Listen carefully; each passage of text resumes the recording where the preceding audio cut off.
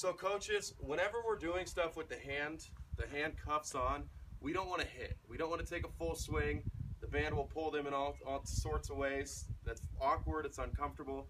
So whenever we have the hand stuff on, we don't want to hit.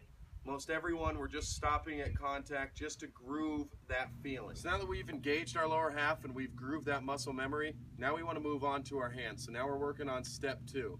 So what we're going to do, we're going to put this cuff on our lower hand. Me, right-handed hitter, that's my left hand. Left-handed hitter, that will be your right hand. We're going to take a band, we're going to hook in. We're going to hook this back onto a chain link fence again, and ideally we want to hook it a little higher than the hip band. So if you think about your hand path down to the ball, that's essentially the angle that we want to hook it up at. Alright, so that angle's about like this. So I'm going to hook the band up about right here. That's about the appropriate height, maybe a little higher than head level.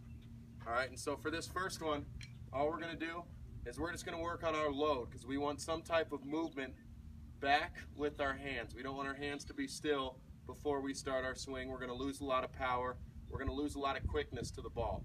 So for this one, all we're going to do is we're just going to load and stride, feel that separation, engage our lat, because we want this big muscle working when we swing, and just feel that movement of loading this knob back to the catcher. So we're just getting a little movement, just repping this out, feeling what it feels like to move our hands back and get some type of load. So now that we've worked on just getting a little bit of load with our hands, now we want to work on our path to the ball.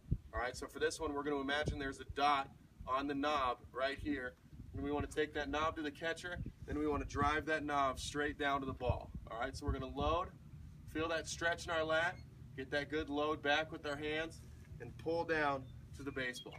So we're just going to load, pull down. We just want to stop at contact for this one.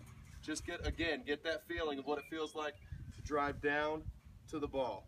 So we're just going to rep that out, load, drive down to the ball. Pull that knob straight down to the baseball. So one thing that we want to make sure of when we're doing this load and pull down to the ball, again, we want to engage our lower half. It's just like we're swinging. Don't take your lower half out of it.